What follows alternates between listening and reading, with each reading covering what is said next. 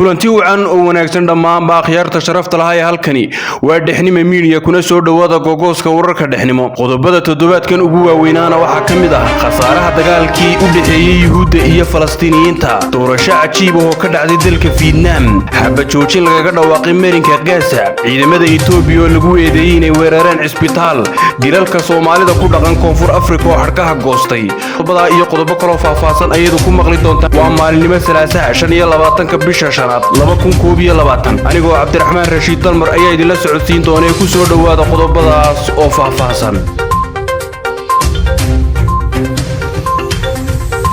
dadka wadanka Vietnam ayaa maanta u dareeray goobaha codbixinta si ay u soo doortaan xildhibaanada baarlamaanka dalkaasi oo ka kooban 500 oo kursi dadka codeynaya ayaa la faray xidhaan maryaha sanka lagu xidho maadaama uu dalkaasi ka mid yahay wadamada sida daran uga jira xanuunka safmareenka ah ee corona musharaxiinta ugu badan waxay ka tirsan yihiin xisbiga talada haya ee shuuciga halka musharaxiinta madax banaana ay gaarayaan wax ka yar 5% in ka badan 960 milyan oo qof ayaa codeynaya waxaana ay sidoo kale soo dooranayaan golaha deegaanka iyo gudoomiyayaasha degmooyinka doorashadii ugu dambeysay ee dalkaasi Vietnam ka dhacday waxa codeeyay 760 milyan oo qof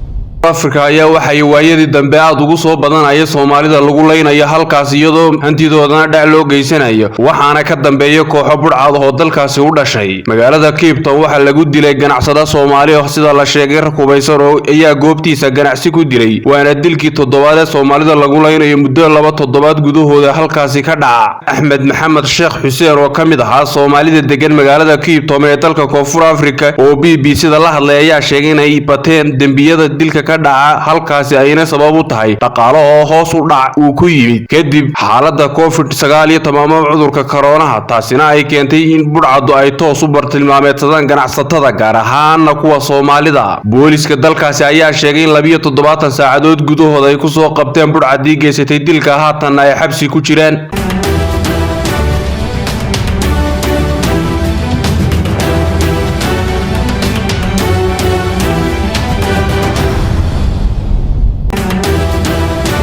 sarkaal sare oo Xamaas ka tirsan ayaa sheegay in la rajaynayo in Israa'iil iyo xogaga Gaza ay gaadhaan xabad joojin maalin ama 2 maalmood gudahood xilli weeraradu ay weli sii socdaan balse ra'iisul wasaaraha Israa'iil Benjamin Netanyahu ayaa Arbacadii sheegay inay ka go'an tahay in weeraradu weli sii socdaan ilaa xasiloonida iyo ammaanka dib loogu soo celinayo muwaadiniinta Israa'iil waa sida uu isagu sheegay in ka badan 100 duqeymaha cirka ah ayay saakaaroonimada diyaaradaha Israa'iil ka geysteen dhismayaal ku yaala Gaza xogaga Falastiiniyiinta ayaa ku jawaabay gantaale ay ku rideen gudaha Israa'iil ugu yaraan 227 qof oo ay ku jiraan 100 haween iyo caruur ah ayaa ilaa iyo haatan lagu dilay Gaza sida laga soo xigtay wasaaradda caafimaadka ee Falastiiniyiinta halka Israa'iilna la sheegay inay ka geeriyoodeen ilaa 12 ruux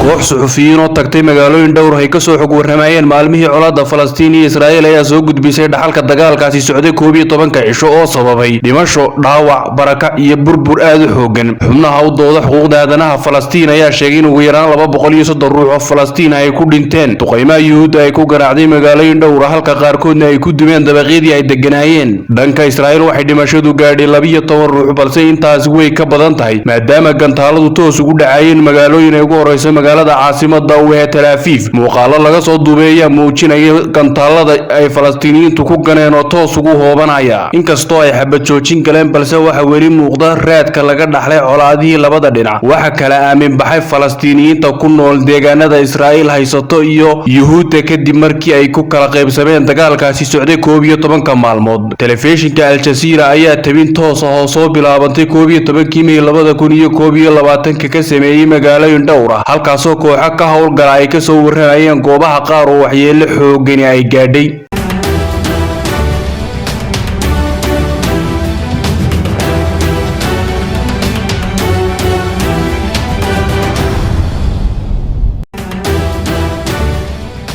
askarta Itoobiya ayaa weerar ku qaaday cisbitaal ku yaala waqooyiga magaalada taariikhiga ah ee Aksum ee gobolka Tigreega iyagoo baadi goobaya xubno ka tirsan kooxda TPLF. ciidamadan ayaa qoryo ku qabtay dhakhaatiirta iyo kalkaaliyayaasha caafimaadka waxayna su'aalo weydiiyeen bukaanada iyo dhaawaca. waxaa sidaasi wakaalada AFP u sheegay shaqaalaha caafimaadka oo magacyadooda qariyay. sidoo kalena askarta ayaa dhakhaatiirta kalkaaliyayaasha ku cabsi gelinayay qoryaha. hay'adda dhakhaatiirta aan xuduudda lahayn ee MSF oo taageerta cisbitaalka ayaa xaqiijisay dhacdadan. war ay soo saartayna waxay ku sheegtay in askartu ay cabsi geliyeen shaqaalaha isla markaana ay u hanjabeen.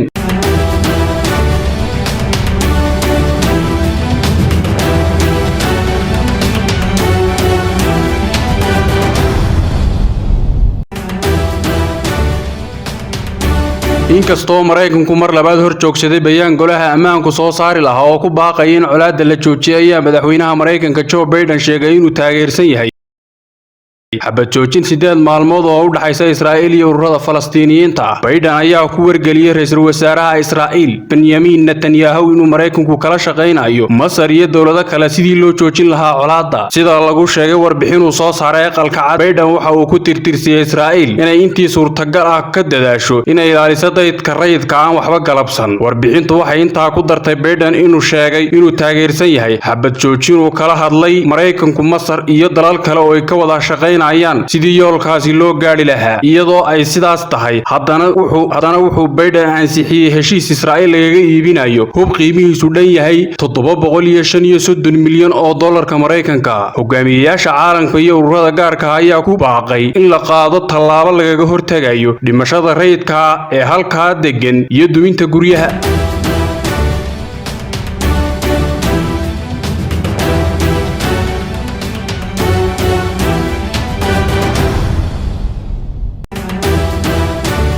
qaramada midoobay ayaa sheegtay in askar nabadgelyaal hore ah oo Itoobiyaan oo tiradoodu ka badan tahay 100 askari ay weydiisteen magangalyo caalami ah dawladda Suudaan. askartan oo ka soo jeeda qoomiyadda Tigreega ayaa waxay qayb ka ahaayeen howlgalkii UN ee dhawaan la xidhay ee Darfur. wararka ayaa waxay sheegayeen in askartani diideen dib ugu laabtaan Itoobiya iyagoo ka baqaaya in la silciyo. waxaa jira walaaciisa soo tarayo laga qabo eedeymaha la xidhiidha xasuuqii loo geystay intii lagu jiray dagaalkii 6 bilood ahaa ee ka dhacay Tigreega bishii Febraayo ee sanadkan. sidoo kalena koonfurta Suudaan koox kale oo nabadgelyaal Itoobiyaan ah oo asal ahaan ka soo jeeda Tigreega ayaa diiday inay dalkooda ku laabtaan iyaga oo sheegay inay ka cabsi qabaan in la dhibaateeyo. waxaa jira warbixino badan oo ku saabsan tacadiyada ka dhanka ah xuquuqda aadanaha intii lagu jiray dagaalkii 6 bilood ahaa. sabtidii madaxa kiniisadda Orthodox ee Itoobiya oo laftiisuna ah qoomiyadda Tigreega waxa uu sheegay in dagaalkii ka dhacay gobolka lagu tilmaami karo xasuuq